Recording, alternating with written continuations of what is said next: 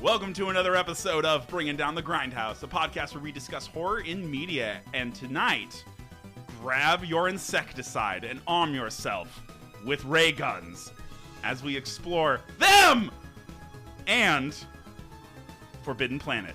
I'm Mitch. I'm Murr. I'm Justine. And I'm Jonathan. I had to say them because it's all in caps and has the big exclamation It's point. going to frighten me in editing. Yeah. Them. Them. As the little girl says. Yeah. Them. They do the thing. They do the thing. The I thing. love it when they do the The thing. shadow. The shadow. God damn it. Is this going to be a continuous joke? The I hope shadow. it is. Wait. Before we get started, I need to remind everybody, go vote. Send in Yeah. your mail-in ballots. Ooh, yeah. Please fucking vote. Do not sit this election out. Anyway, that's the PSA for Don't now. think you're smart for not voting because you're not. Okay, thank you. Bye. Yeah. Do your civil service Oh, man. in America. Vote it. You know, if it is important. Like, it absolutely is. I have so much more to say, but it really just is important to do it. Regardless, just Yeah. get out there. Also, and if you're fucking feeling vote. like they're not going to count your vote, go to a rich neighborhood and drop it off.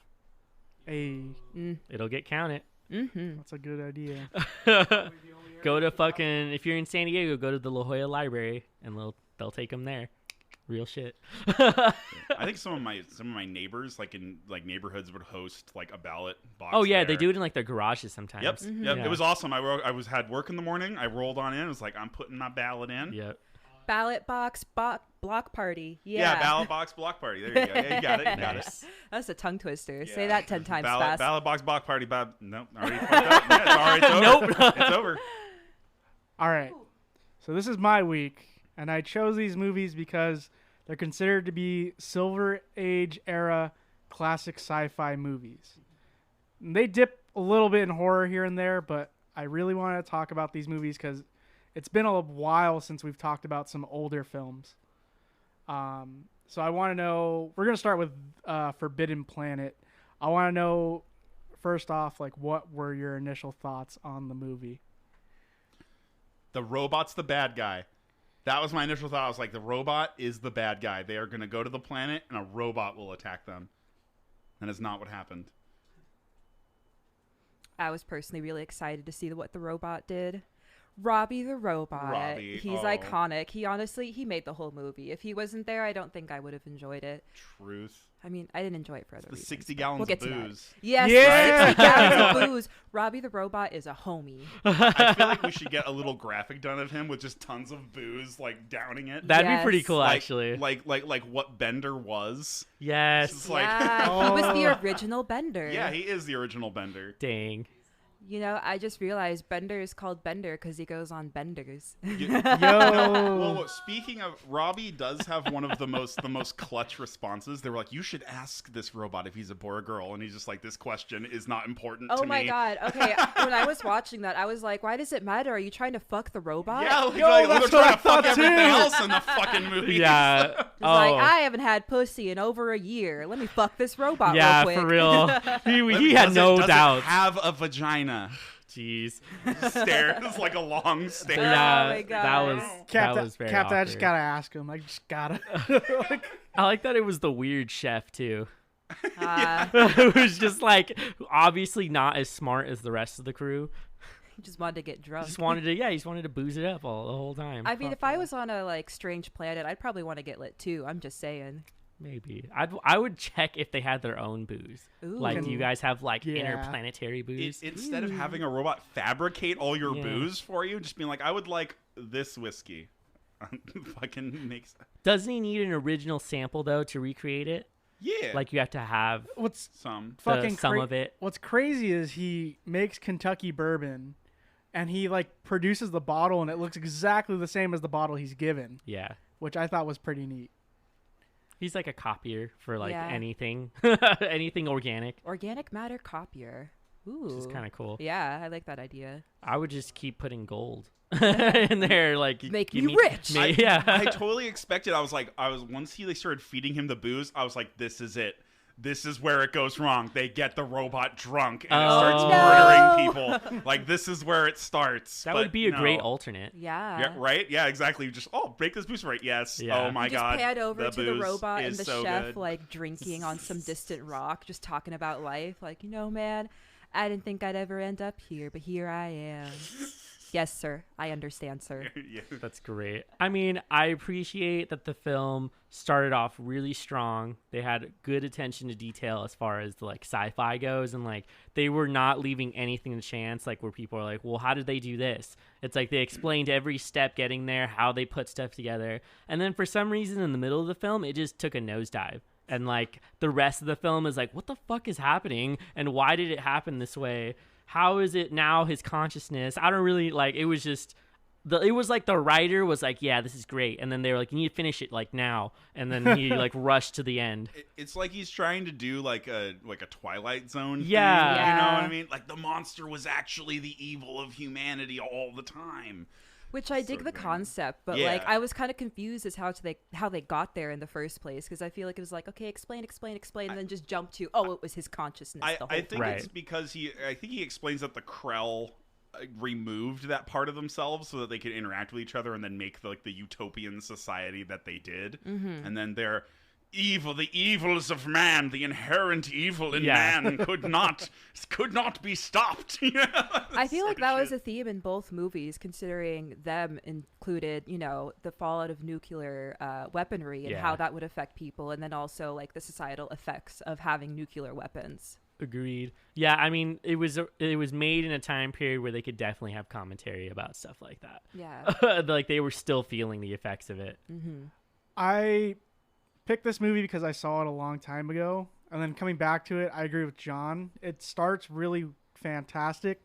The set design and the pieces are Yeah. well made. There's a lot of decent like effects with the ray guns and all that, but then it does take a nosedive, and you're kind of playing like cleanup for the ending so they could get an ending. Yeah, pretty much. It was also, I mean, what cracked me up about it too was when they were firing their ray guns, they like didn't have any motions. Oh yeah, They were just standing still. Just, like, and no then it would be like emotion. pew, like it would go out from there, and like they didn't move. And I was like, I guess that's how a ray gun would work, but it was still weird. Fucking, like, the guy that charges up to like the invisible monster, he's just like, ah!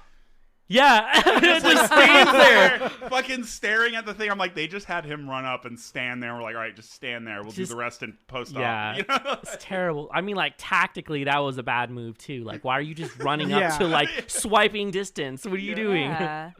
Gets fucking tossed. Yeah, he gets wrecked. So just for notes, Forbidden Planet was released in 1956. It was directed by Fred M. Wilcox and written by Cyril Hume. The story is based on The Tempest by Shakespeare. The budget for the movie was $1,968,000, and at the box office it made $2,765,000. So it made its money back, and this was one of MGM's first like big production sci-fi movies. So they were putting a lot of money into it and hoping to get a lot of it back, and they succeeded. It should be known though that this is the first science fiction film made by like big Hollywood to depict humans traveling in a starship and going to another planet. So they've had like other stuff, but it's all B movie minor kind of roles. Nothing completely set in a different universe, kind of like that.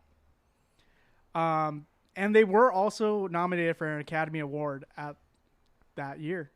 Is that like American cinema? Yes, for American Oh, okay. cinema. They got nominated for Best Visual Effects. Yeah, because I was like, there was a Trip to the Moon, Right. True. which was like probably considered to be like one of the earliest sci-fi films because you literally took a trip out to the moon in that one, and that was great. That movie's fucking weird. Have That you whole seen it movie. colorized? Oh. No, I don't want That to. shit is dope. Oh, yeah? Like the colorized version of it, yeah, it's wild. Even the special effects in it are still like standing up after like over 100 years. The wizards are dope. Yeah. So the film, like many of the 1950s movies, they utilized matte paintings and handmade sets. And the prop, Robbie the Robot, cost $125,000 to make. Jeez. Wait, so was it just a prop, or was there actually somebody inside of the suit? Both. Ooh. It's a prop that you could wear. Yeah. Okay, so it's a costume. All the So it's a cool costume, stuff. but like it's like R2D2 where they had a guy in there. Yeah, you know? that was great. That's hilarious. Yep. Also, somebody still owns, and they like bought fucking Robbie the Robot for like over $1 million. Oh my God, somebody owns it. Yeah. What a cool piece of memorabilia to own. Right. So the animations for the monster and for the lasers were created by the veteran animator Joshua Meter. He is known for his stuff at Disney, but he also worked on 20,000 Leagues Under the Sea. And then this is the first mainstream movie in Hollywood that had the soundtrack completely made by analog synths. Oh, dang. And they're pretty wacky. It was great. It was sick. Yeah, all the sound effects in this are really unique and original. You won't really find these in other films. That's something I noted as this was like one of the first sort of like sci-fi films. And I feel like a lot of other movies drew musical inspiration after this. Because after that, then you started to hear like the real synthy, creepy kind of space music after that, which I'm a huge fan of.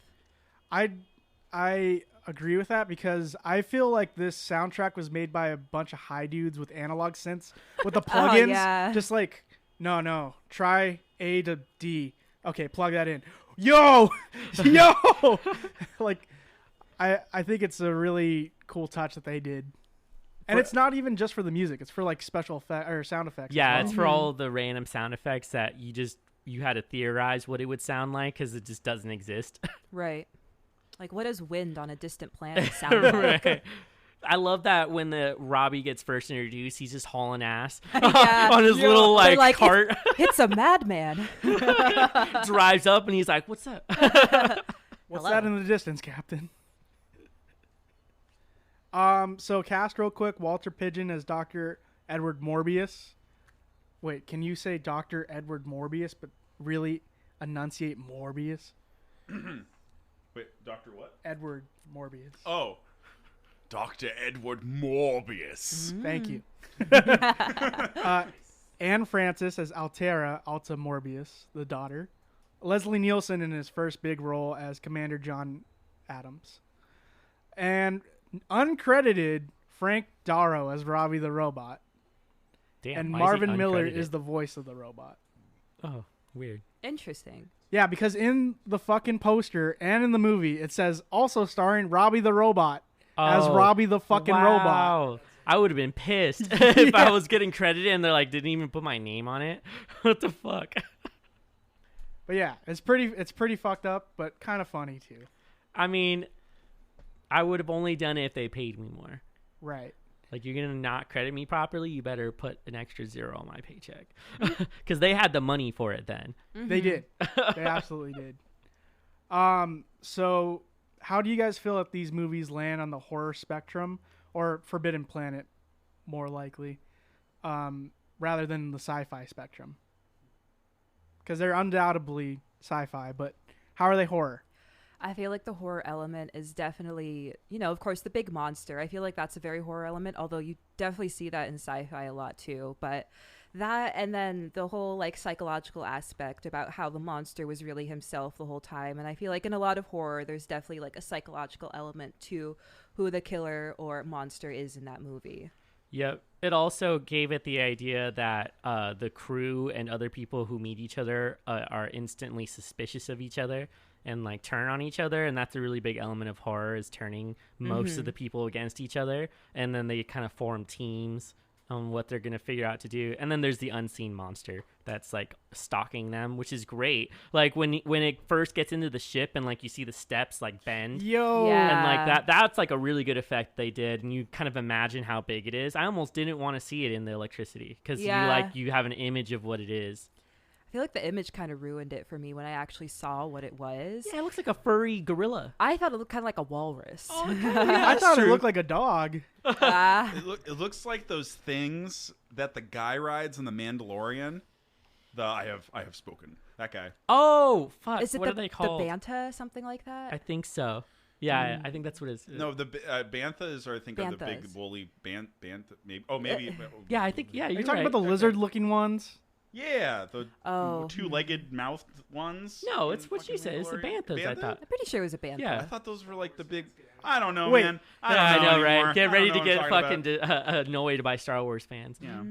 whatever the fuck creature they chose on that planet. Yeah, exactly. Right. It looks like that thing. Eat that, Star Wars fans. Yeah. We corrected ourselves somewhat. I don't know. Yeah. I wouldn't even care if they Yeah. complained. The fact that there's like millions of fucking books of lore, I don't even want to go in there. I don't even want to touch it. Fuck I don't you. want to touch Fuck it. you, Star Wars. So these are considered Silver Age classics. How do they differ from Golden Era classics? Well, they're not shot in the traditional way, which was that like they had like a formula that they had made for films in the 50s and the golden age of cinema, which is like they followed closely to that story. What is it? The hero's journey shit. It'd be like, here's a person comfortable in their area. There's a problem. They get a call to action. They figure it out. They have a moment of disparity. They fix themselves. They solve the problem. They go back, and then the whole circle starts again. That's like what they did for every movie in the 50s. So you have like the Maltese Falcon. Like that was like the most successful one, I think, from that era. And so this movie breaks away from that completely. You don't have like a linear storyline, and then you keep getting elements added on top. The thing with Golden Era, it's very like personal with the conflict. It's either directed at a people or directed at a person. I mean, it birthed like film noir, which is like all personal and revenge and murder stories. The cool thing about Silver Age is because we were coming out of the atomic age with World War II, it wasn't like, oh, this is threatening me and my family. The whole world is at stake, or the whole planet is at stake. The stakes are high. They're very high. It's no longer about, me, it's about everybody. And I thought it's very clear in these movies. Especially in them. Oh my god. They're like, oh yeah, if we don't fucking kill these ants, the whole world's going to be done in like a year. Yeah, it's very much about like saving the community as a whole sort of idea. So it's like, I mean, both of these movies talk about that. So in Forbidden Planet, you've got, discussing the Krell and this like old like alien race of people that used to live on this planet that had a utopia, and then something wiped them all out. And then, but I mean, what a pompous asshole who is just like, no, I get to decide when all of this technology gets released to Earth. And it's just like, I'm going to be the one to figure it out because I'm smarter. My IQ is measured in the big tube up there. Obviously, I'm smarter. Yeah, it was definitely telling to his true nature. And it kind of, I feel like it fed into the fact that he was the one who was the monster in the first place, which now I'm thinking about it, it was him that technically killed off everybody then. Oh, yeah. Yeah. Yeah, that was him. He destroyed the planet with his ego. Yeah, and it Fair. brings up ideas of, is humanity ready for advanced technologies? Have we gotten to the point where like our, I guess our governments and our populace are able to handle having advanced things like that? Because I mean, like what we're doing with advanced technology now, it's not all great. Yeah, well, that's the thing too, is I feel like there's definitely a lot more technology out there that just hasn't been exposed to the public yet. I mean, just seeing some of the stuff that the military does, I mean, with how much money they're getting to spend on, research and building new equipment, I feel like what they're producing isn't really telling to where all the money's going. I think with the way that technology and science has advanced and rapidly advancing so in the last few years, we should have a lot more interesting things, like where are the hover cars? Come on. I know that's a thing. I know they're real. I know jetpacks are real too, but they're not in the public domain yet. It's true. Although I would say for hover cars, they just don't want to regulate the traffic. Could you imagine trying to regulate air traffic? Yeah. I mean, people already suck at driving. We don't want to make them fly. Yeah, right. Dude, could you imagine drunk driving into a fucking apartment? Yeah, like, exactly. Just like, oh man, this man, he had like fucking 3 bottles of scotch and he destroyed an entire fucking family on the 2nd floor. Like, It was my only thought when I watched The Fifth Element. I was like, has nobody crashed into a building? But, I wonder if they put up like invisible barriers between all the buildings. Could be. Like little bumper that'd be a nice rails. fix if you're writing Yeah. a story. I mean, well, we already have cars that like sense like my car right now will tell me if I've left my lane. If I like deviate from the lane, it'll start beeping at me. Cool. And they have things like that too, or stuff that like Yeah, warns. So I it's like wouldn't be assistant. surprised if there was like sensors on the side that were like, "Oh, you're getting close to a car, back up." And Yeah. then, like, put some on a track. There's or auto something. brakes, I know. Yep, As that's part of also a those, thing. yeah. Yep. I honestly feel like by the time we have hover cars, like self-driving cars will be more of a thing. And in that case, there's not really a need for like air safety because your cars are just going to do it for you. Yeah, no, yeah. Self-driving cars I think are more feasible for us at the moment, or Yeah. at least more doable. I mean, we have them in a sense. Yeah. And then there'll be political kidnappings. And then, I mean, that already- Self-driving cars, someone's gonna Yeah. get kidnapped. Yes, you could easily hack a self-driving car. It's a system that's separate. I feel like I saw that in a show one time. We It saw was- it- there we We was some saw it sort in of, like- Westworld. Well, yeah, but there's like some sci-fi show that I watched on the Sci-Fi Channel like years ago, Nice. and like it opened with this woman getting into a self-driving car, and then the car like started freaking out and just drove her straight into a bay or Oh something. damn! Shit. All right. Yeah. Shit. I mean, they did an upgrade. Remember, he's That's like, true. I am now Yeah. hacking the car in front of us. You now own this car. It's just like, oh shit, I'm gonna throw it at the cop. Nice. Okay. So, did you guys have any favorite characters in this movie, or least favorite characters? Because these characters are horny. I dislike them all. My man, Yeah. Robbie the robot. Yeah. Yeah. Besides Robbie is Robbie, dope. And Robbie made the movie. Robbie is a pure Yeah, soul. He was, can he was stay. dope. I did like Morbius as a character. Like, I did like his inclusion. He's because pretty fanatical. Yeah. But I think that his like Yeah. explanations for things aren't so far fetched that you're like, I Yeah. don't agree with him to a point. You know, you have some point where you're like, oh, I understand why he feels that way. You know, sort of thing. But I have to say, like, with all of these crazy, like, this movie does a funny job of like putting the humans as being like the people that are coming to this world. The Yeah. colonizers. Yeah, exactly. Yeah, exactly. Just like that, and then they all just try to bang everything. Yeah, and as we It's know, weird. colonizers kind of fuck up the indigenous lands that they end up in. You know, let's look at America real quick. That's true. Anyways, All right. How did we feel about Altera? I thought her entire arc was interesting. I feel like Altera is a very good example of how females were presented and represented in movies back then, because she's literally just sort of like a sex icon. On top of that, she kind of like messes things up, quote unquote, for everybody else by simply her presence. And let's not forget the way the men reacted to seeing a woman, and a woman wearing the outfits that she was wearing. Yeah, there actually is a really cringy moment where he says that she got a lot of attention because of what she was wearing. And this is like the language you'll hear when people are like, well, why did you get raped? Oh, because of what you were wearing. Yeah. It's just like the precursor to that. And then it's like they didn't even realize what they were doing with the writing of that script. Like, it wasn't intentional, but that's just how societal norms were during It's that time. 50s conservatism. Yeah. Like, Yeah, that's exactly. really all it is. Yeah. It's Yeah. really like that's all it is. We have this weird thing where she actually alters her dress, though. That was Yeah, like she- something that Yeah, stood out to she me. alters her dress in order to favor the captain that called her out on her scantily clad So- outfits. Yeah, that Only to win his attention and ultimately his affection in the end, which pissed me off. Oh my god, because she was like, fuck this guy, he's telling me to do this, this, and that, and then she just submits to his will and does what he asked her to. yeah. Shame. And- Well, that was like their ideal storyline for women in the films. And They then, wanted them but to do where that. is Morbius when all this is going? They're like, oh, so you guys were all just like macking and like doing it, like, and then he just Yeah, doesn't give a she shit. even Like, tells him. She tells him what happens, and he's just like, oh, Yeah. well then. He doesn't really seem to care. But the thing is that he hasn't really taught her like societal expectations by them being there on the planet. So in a way, she is like a progressive person and character, but in an alternate way, they've made her childlike and like really innocent.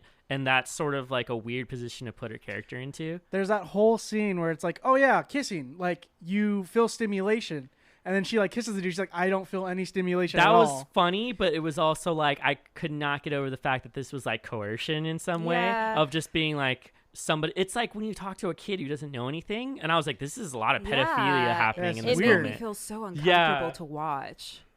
That's the second horror in the movie. Yeah, the horrors of men. And Yeah, their men. fucking I was penises. about The to horrors say of men. sexism. Fuck men. Anyways, sorry to all the men in the room, which is most people on this podcast, It's minus okay. myself, of course. All right. Any pieces of set design that stood out to you, and did you like that you really liked?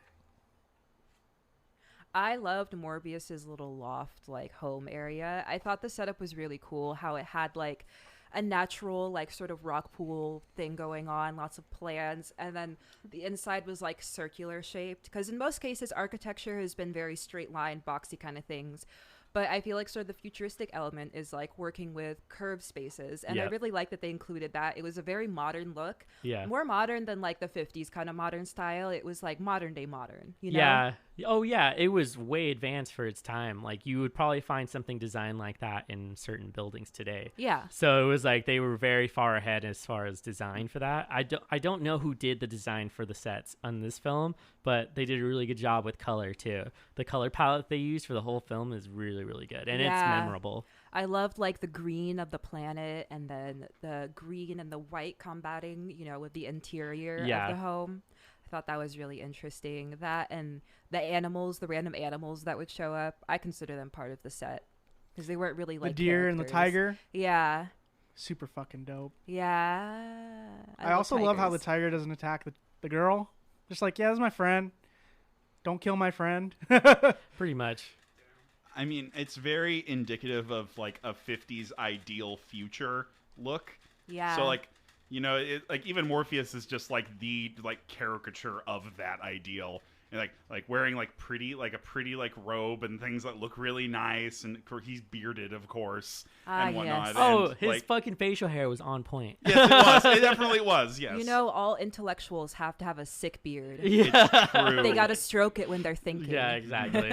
He also had some pretty cool outfits, not gonna lie. That all black Yeah. outfit that he wore, I was like, this is actually a cool thing I would Yeah, wear. it made me think of something I had seen like Star Wars, you know, what Yes, the politicians would Exactly. wear. Oh yeah, that's right. That's a good analogy for that. I mean, even Altera's outfits, I feel, were like very Star Wars, you know, like the cute little like short skirt. I with wish the they leaned hood. into her outfits more. Like they really started making cool stuff. Yeah. Right. But it was just like it was almost there, and then she got told to wear something different, and then she did, and you're Yeah. like, oh, okay. There was a scene after that, after she Yeah. put on the long dress, that she wore this cute like lavender outfit that would look like some sort of vinyl material. Oh and yeah, it had yeah. the hood. I really liked Oh, that that was outfit. cool. Yeah, That was very like Jetsons to me, I feel.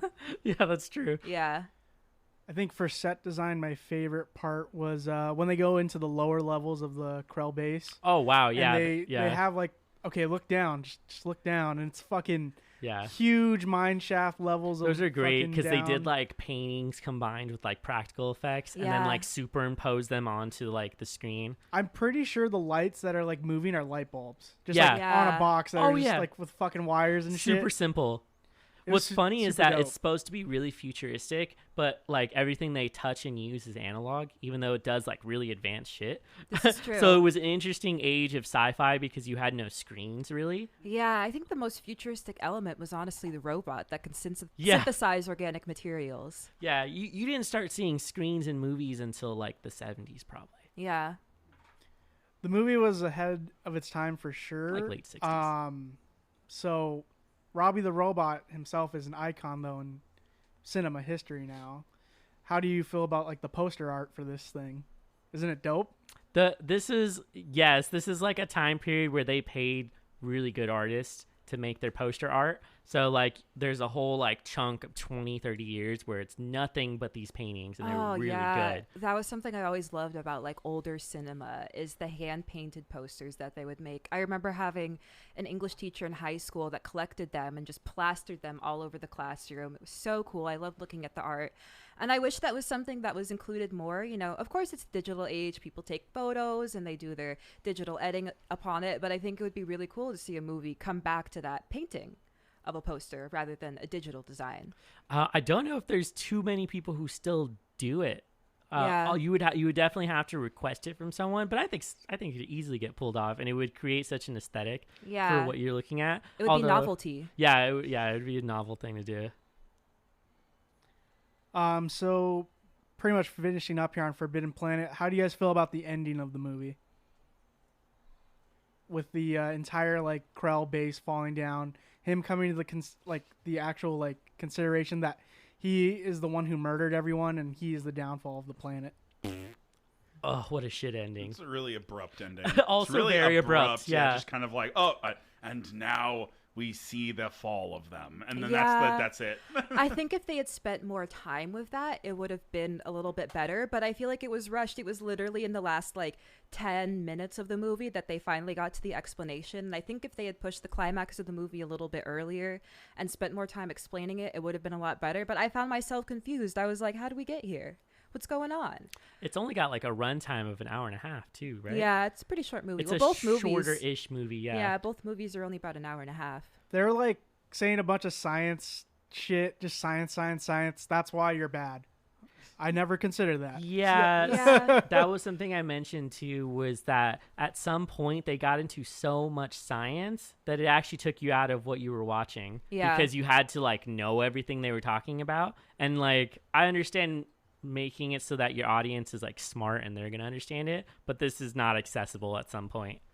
I do have to give them props, though, for bringing in the psychological element, because at Right. that time, psychology was still, I mean, of course, psychology is a theoretical science, but at that time, it was starting to become more prevalent, especially after war times. They actually had a need for better psychology, because everyone was coming back from the war fucked up. Yeah, they were trying to figure it out. Yeah, but I like how they introduced the ID and the ego, which are all parts of the human consciousness, you know, just lower levels of it that aren't as present as, you know, the presenting consciousness. Right. And that's the thing with the Silver Age. We're going into fears that aren't like just A and B. We're going into the out there, the other. Yeah, and that was very like sci-fi of them introducing this other part of science that people are just now starting to become like keen to.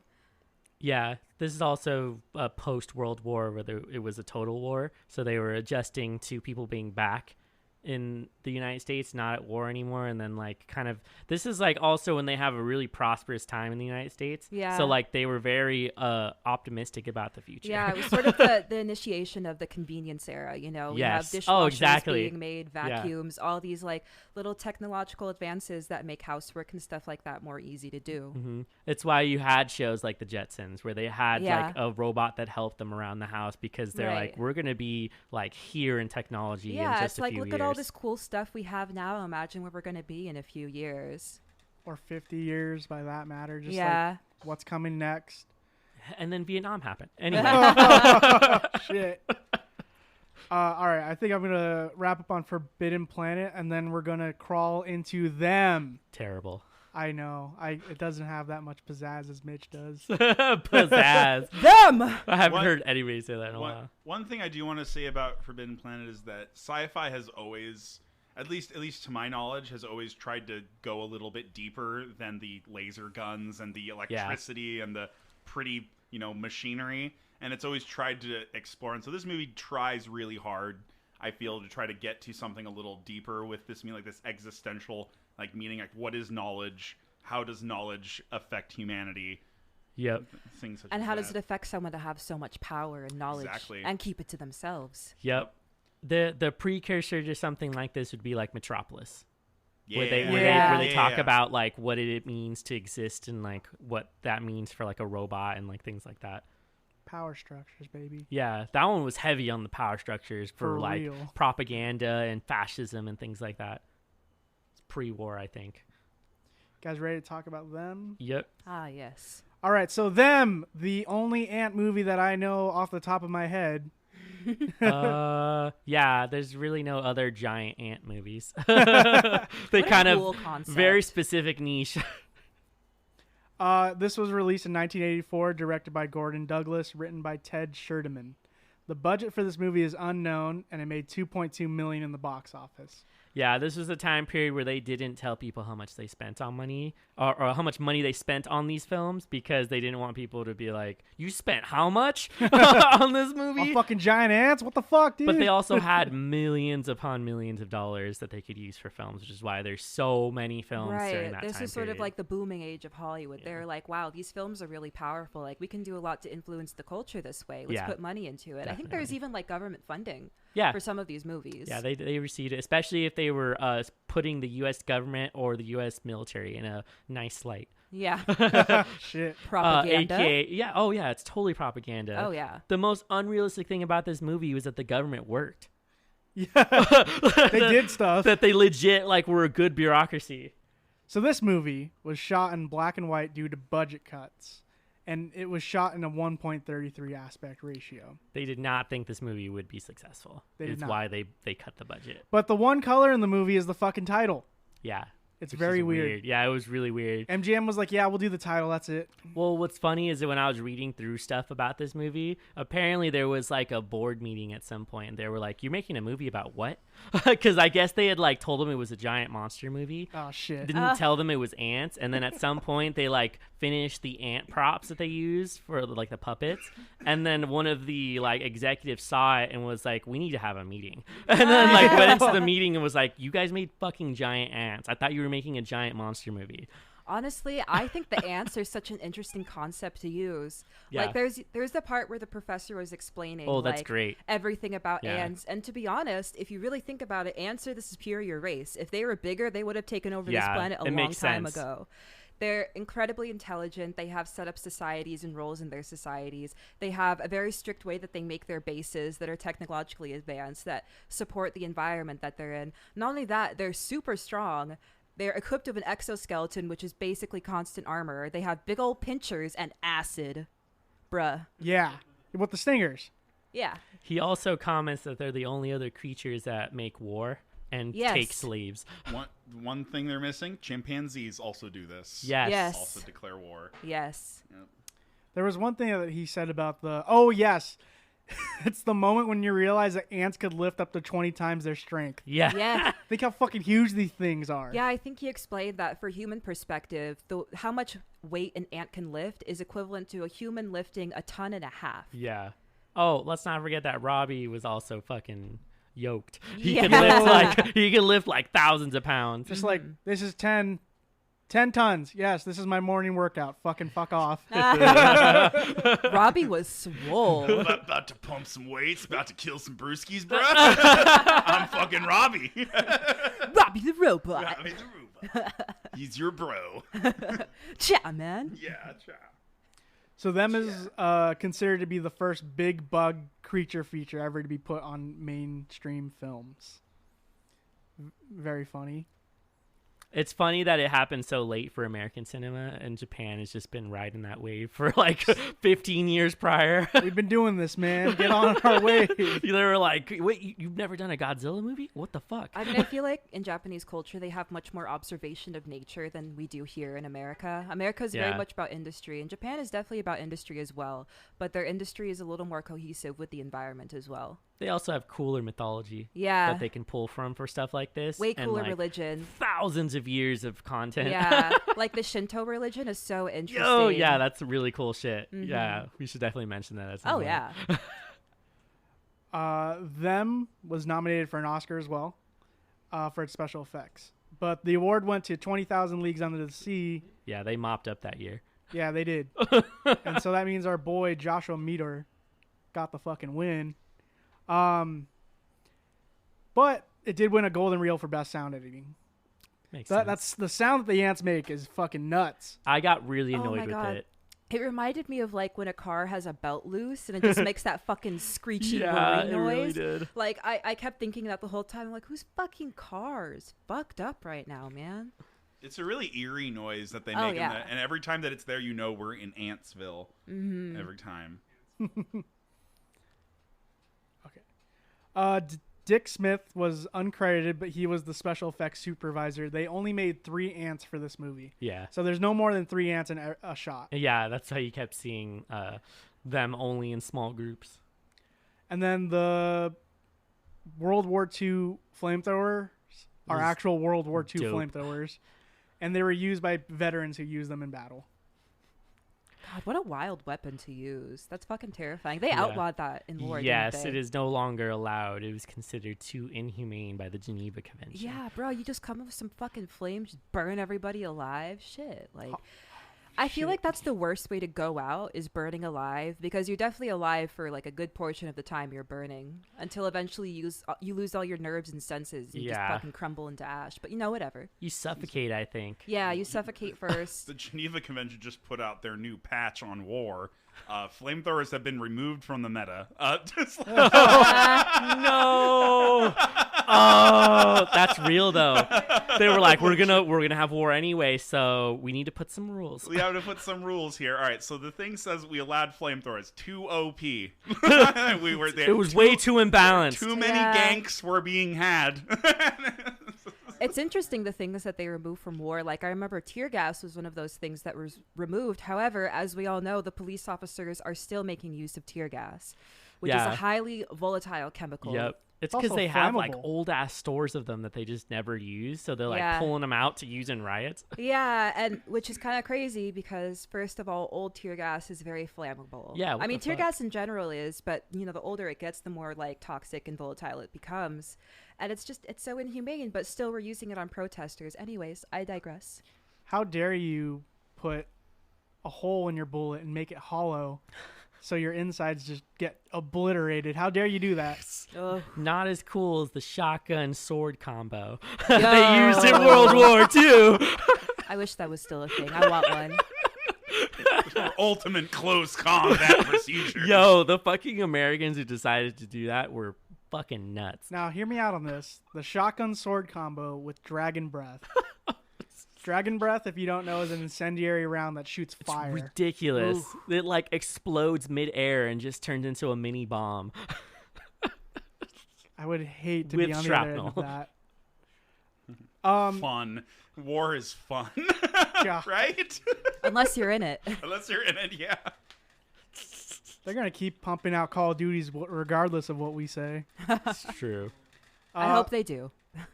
So, real quick, the cast is James Whitmore as Sergeant Ben Peterson, Edmund Gwenn as Dr. Harold Medford. I call them early Bernie Sanders. Joanne Weldon as Dr. Pat Medford, who I thought she was pretty good in this movie. But And she that- was in the movie. Just Yeah, she saying. was. And Well, James for a Ar- small portion of it. Anyways. and James Arness as the FBI agent Robert Graham. That dude's dumb. Yeah. He's just so dumb. I'm like, how did you become an FBI agent? So, how does this movie land on the horror spectrum?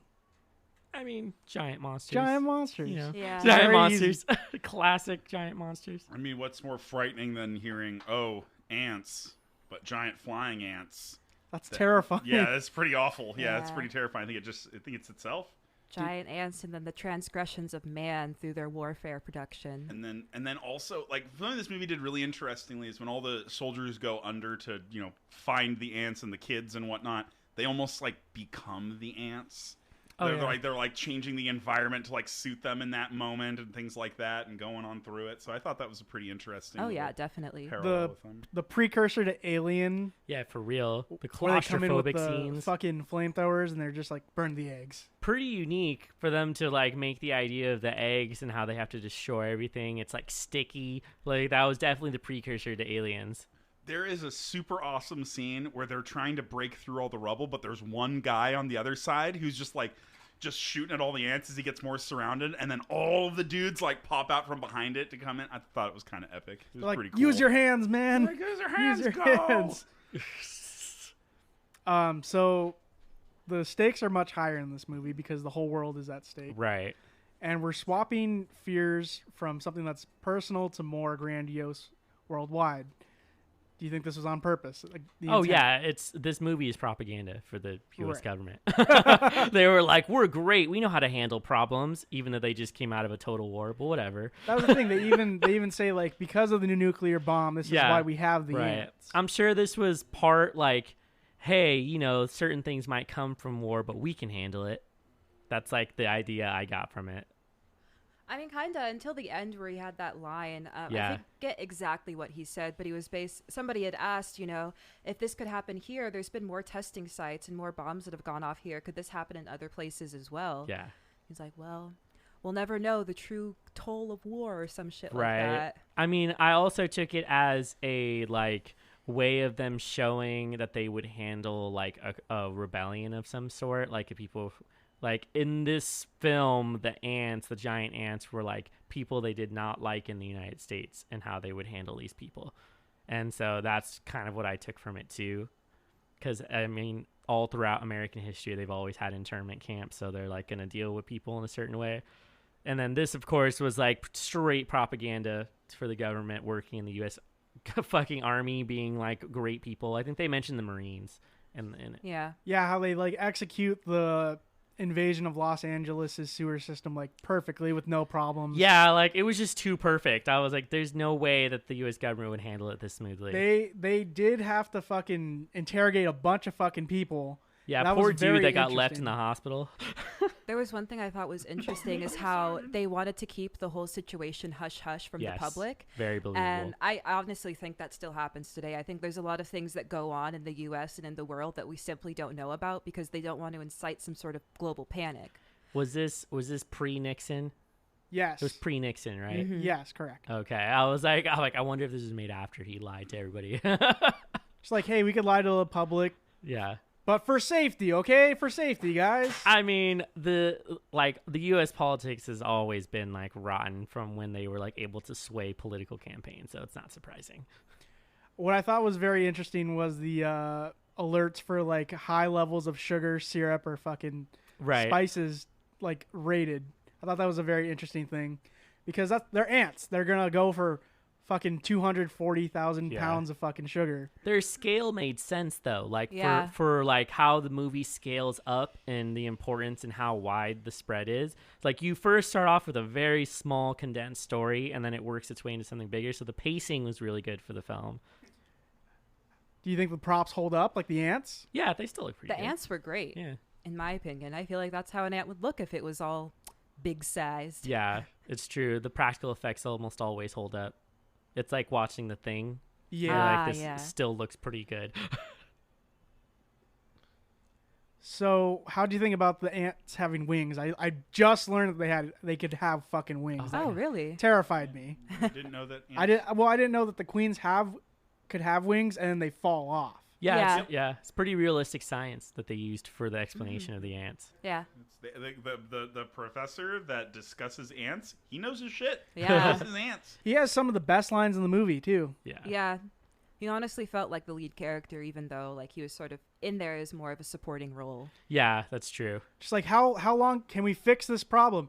Oh, I don't know if we could fix the problem. There's like a lot of factors here because science. And they're like, no, fix the problem. He's like, I don't have the fucking answers. I'm just a fucking guy. Leave me alone. Don't have the answers. That Any- answer. What I thought That was was a knee slapper. Yeah. what I thought was Oh my god. Get out of my apartment. Simultaneous knee I know, slap. that was beautiful. ridiculous. See, I this is why I applaud. say we gotta film this shit. now here's what I wanted to talk about. The character of Joan. She like they try to do the sexism thing on her where it's like, oh, you're like his daughter, I'll get you a hotel. And she's Oh, like, you're talking about the doctor? yes. Yeah. She's like, I'm a scientist. I have to stay with my father. Yeah. Please. Like every time he tries to make it advance, she's like, I'm a scholar. I'm a doctor. Please leave me alone. And she's Yeah. pretty badass. Yeah, that was one thing I have to give them props for is having like an educated woman who knows herself and knows what she wants in the situation. However, I also have to point out the fact that she wasn't really in the movie that much. She was more of a supporting role. And at some point you just didn't She see just her. vanishes. Yeah, Like, she she just straight up vanished from the disappears. movie. She was in there for maybe like a third, maybe 2/3 of the movie. They kind of did this thing where they were like, this is wartime now. You need to like go somewhere else. And like she just wasn't in the film anymore. Yeah. And it was like, oh, okay. Gotta let the boys do their big war thing. Well, you know, big guns and all. I mean, Yeah. at one point, one of them says, "You can't come," and she's like, "Fuck you, I'm going." Yeah. Like, it's Yeah. like kind of her deal. Like, you Yeah. need someone Yeah, there who when they knows their first went shit. out to like explore Yeah. the situation, and she was the first one to find the giant ant too. Yeah, that's true. You're talking about the when they first went into the cave, into the nest. I'm talking about when they were exploring that trailer out in the desert. Oh, okay, yeah. And yeah. she's out like looking for some clues and stuff, and she hears the weird pitch noise and comes across a giant ant. Does a classic movie scream. Yeah. Props to her for falling down and still running away though. It's true. Yeah, she didn't just stay there. She hits that flamethrower pretty good. Yeah. It's like, burn all the eggs. Goes for it. So the thing with sci-fi is they kind of go through like absurd kind of realities that could potentially happen. Do you think like having a growth style procedure on animals or something like that could be possible in the future? Oh, absolutely. I mean, there's a lot of things that radiation affects organic material in a lot of different ways. You know, we have animals out in like Fukushima and stuff that are growing second heads. It's even affecting like plants and stuff like that. Who's to say that it wouldn't create a giant monster? I mean, isn't that kind of like Godzilla's thing? Wasn't it some sort of like nuclear waste that created Godzilla, or was he just Godzilla? I'm actually not sure. What is the origins of Godzilla? Nuclear bomb. Oh, okay, Well, yeah. there you go. I thought Yeah. so. Yeah, and It then, depends on the movie though, because Yeah. either the nuke hits the animal comes from the nuke. I mean, if you've seen the newer modern movies, it's really fucking weird, but they retconned it so the test at Bikini Atoll was an attempt to kill Godzilla. Yeah, that was great. I love that. Yeah. Though. That was a great piece of like tying it into U.S. history. They're like, oh, they weren't testing bombs; they were trying to kill Godzilla. they do, and if you look into the lore with like that kind of stuff, it's crazy because they explain a lot of phenomenon that's happened in real life surrounding it with giant monsters in the universe. Because the U.S. has always been top secret about that stuff, so it makes sense to tie in like pieces of history in the lore of the movie for that. I mean, there's also like I think it's in Chernobyl. There's fucking mushrooms and like spores and stuff growing in there that eat radiation. Mm-hmm. At this point, are just growing off of the radiation being given off by that station. So it's like it's totally possible for organic things to use the radiation. So you're telling me that 40K orcs are real Exactly. and are actually going to happen? I would believe it. I hope so. Yeah, I mean, they come from spores, so Yes, they have to. it makes They sense. have to. And then they die and make more spores. For Forbidden Planet, do we think that interplanetary like travel is going to be within our lifetime, No. or probably the next lifetime? I sure hope it is, but to be honest, at the rate we're going with technology and how much funding is being put into space exploration and travel, I don't think it really will happen in our lifetime. But I would love to see it happen. I think it's a really interesting concept to explore because the universe is unfathomably vast. Who's to say that there isn't a livable planet? There are livable planets out there that can sustain human life. But we, that's what I was gonna say. We're mostly looking for shit that we could live on. Yeah. So it could just be like places where other things are living, but they don't need the same stuff that I we think do. the big like thing right now is trying to colonize places like Mars. Yeah. Which Mars at some point actually was. It did have an environment similar to that of Earth. We don't exactly know what happened to it. There's a lot of theories about what happened to Mars. Some people believe that there was a civilization there that destroyed itself with nuclear weaponry and just blew off the atmosphere and destroyed the whole place, you know? Jeez. Damn, that's a crazy ass theory. I know. That sounds nuts. I want to read up on that. Yeah, definitely look into it. I mean, the current limitation with traveling like that is that we cannot obtain light speed. That is like they're like as far as the physics is concerned for most of the theories, we just can't do it with the technology that we have now. Yeah. So unless we find a breakthrough in that, we're still gonna have to travel like a long fucking time to get to just the edge of our solar system. Yeah, it takes a few months, if not years, just to reach the next celestial body. I want to say it takes like 2 to 3 years to get to Pluto. Yeah. But I could be wrong. I think it's longer than that. I think it's longer. Yeah. I think it's about 2 to 3 years just to reach Mars. Oh, I think it's like 7 years for Pluto. Or we'll look it up. Yeah. It's just it is years though, and it's like because of how slow things have. They also have to have enough gear and fuel to get to these places, or use like the solar like sails that they end up using. So it's like we just don't have the stuff. And then like Justine mentioned, NASA has like a zero budget because fucking nobody gives a shit about NASA anymore. Okay, it takes about 21 months to reach Mars. Oh, okay, shit, almost 2 years. Fuck. Yeah. God damn. All right. Yeah, pretty nuts. Do you guys have any favorite scenes from these movies? I like the them scene.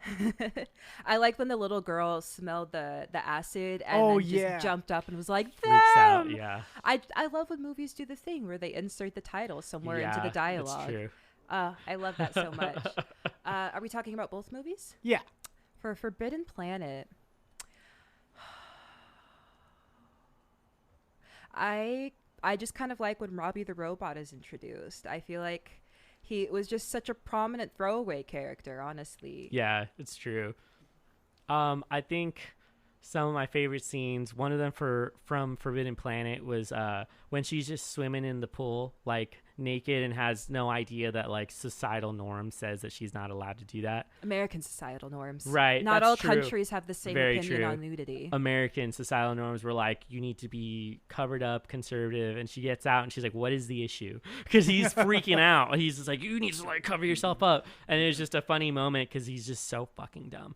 And like his character is weird that whole moment. So it was a good way to make commentary on it while also like creating something that's a little different than we usually saw in film. And I felt like it wasn't exactly made for like the male gaze. Like they weren't like, look, she's naked. They were just like, look at how weird this guy's being right now. Look at this societal norm and look how awkward he's being while this chick is just trying to swim. Yeah. It kind of makes me think that if nudity was something that was more accepted in society, would there be less men that are blaming women on their clothing for why their actions are the way they are? Probably. I'm going to go with yes. Yeah, yes on that one. Just a little tidbit. It's Food for true. thought. And then for them, I feel like the whole beginning sequence is really good. Like the intro to that movie is a great way to introduce it. Also a weird era when cops actually did their job and were good at it. So it was just like, this is when it was like honorable to be a cop and was like, you're like, you want it to be in this profession. Because 50s era cops, for the most part, would do their job unless they were just, blatantly racist and part of the Klan. See, they actually put money into training for cops back then. That's which true, I actually, don't, yeah. With it was the big ass budget cops have nowadays, I don't know why they're not getting better training, honestly. Because the cops in other countries have much better training. They need cool riot gear. Oh my god. Can we talk about how cops nowadays look like literal stormtroopers? I'm just saying. Anyways. Favorite scenes? It's on me now. All right, so here it goes. In Forbidden Planet, I see some people already said the things I already really liked, but of course, when Robbie's introduced, but when he makes the booze. When he makes the booze, yeah, that's a really fun scene. That's just a really fun scene and a good like comedic break from like what they're discussing. And it has like nothing to do with the message or anything like that. It's just all about like, look how cool this fucking robot is. Yeah, it really a fun is. concept. Yeah. It reminds me of fucking like a scene from Transmetropolitan where like his fabricator like makes drugs for itself and it just starts getting high on its own drugs and he's like, great, my fucking fabricator's high. I love the quote the guy has too. He's like, robot, I've been from here to there. You're the only person that ever understood me. Yeah. Just like, I think that whole scene with him making the booze is probably my favorites from this one. As well as like the scenes with like the invisible footprints going through the sand and everything. I loved all of that. Those are some very cool practical effects for that movie. And then I think when they go under the city in Them, like that whole sequence is like one of my favorite parts too, where they're all just trying to deal with these ants and like find them and like all the communication between everybody. I like seeing stuff like that. It's pretty cool. For Forbidden Planet, it's when the spaceship comes in. The matte painting is great. The effects hold up. Like the little saucer that comes. Little flying saucer, in. yeah, it's pretty neat. For Them, I'd say it is. It's the opening scene, but it's when they go to the guy's general store and they find his broken ass gun. It's just like, yeah, he is full of acid. Like he is just completely fucking he had like destroyed. his neck broken, his chest was caved in, he like broke his back. Like it was just all sorts of stuff. But I mean, he has the best line. He's like, "Give me whiskey, make me a sergeant. Give me whiskey, make me a sergeant." He starts going off like that. There was also something I wanted to note about both of these movies is they never actually show a dead body. They tell you what happened to the victims, but they never actually show the blood or gore or the mangled bodies. There is one scene in Them where they find the guy in the basement who's been pierced by the thing, and they do kind of like a close-up on him, and he's got like a little bit of blood on him and stuff. Yeah. But for the most part, no, they're just pretty clean though. Mm-hmm. You have the body bag kind of stuff where it's like, look, and they like don't show the camera. Yeah, exactly. Mm-hmm. It was just too much to show dead people on the fucking screen, I guess. Not like they didn't spend the last couple decades mangling bodies, but Right. whatever. So, despite the sexism in these movies, do you feel that these movies deserve the accolades that they get for sci-fi classics? I think for their time, it was definitely something that hadn't really been done before, at least to that extent. So I think they definitely deserve the props for that, at least. For being pioneers, let's say, of the sci-fi and horror genres in that sense. Yeah, I would say probably the same thing. Forbidden Planet definitely deserves it because they're wholly original when they were making all of their technology, and they handled it a little bit differently. Although you had the effects of them like making the girls childlike in that, and having, I think, only one woman in the entire movie. Now I think about it. Yeah. In both movies, besides, you know, the mother of the two kids. Yeah, that's right. In them. Who's hysterical. Yeah, when she of shows course. up on camera. Of course, the Yeah. hysterical woman trope, but whatever. Yeah, they definitely do that. So, I mean, I would give them accolades for that. But as far as like the storyline goes, I think they both started off strong and then ended abruptly. And I'm not sure if it was just because of the time limit or if the writer just gave up. What was the question again? Do you think they deserve the sci-fi accolades for what they? Forbidden Planet did a really good job of bringing like sci-fi elements, like a lot of them, and even like it even brings in like the big brain philosophy stuff that sci-fi is really well known for. So I think that was a good thing, and I think it deserves credit definitely for that, for introducing those ideas into a movie in the first place. And then them I just had a lot of fun with. I just thought it was a fun movie. That was it. It's like giant ants. I liked watching like the cops get down on like the what happened here? What could this possibly be? Yeah. And then like breaking it down the crime scene. I like watching shit like that. Yeah, it's yeah. pretty cool. And what can you that's what it deduce is. from It's this? a procedural. Yeah, procedural That's like deduction. Yeah, that's what they were figuring out. Yeah. So yeah, I think so. I don't know about them as far as in sci-fi because it's really just a big monster movie. There's a lot of those, but Forbidden Planet for sure.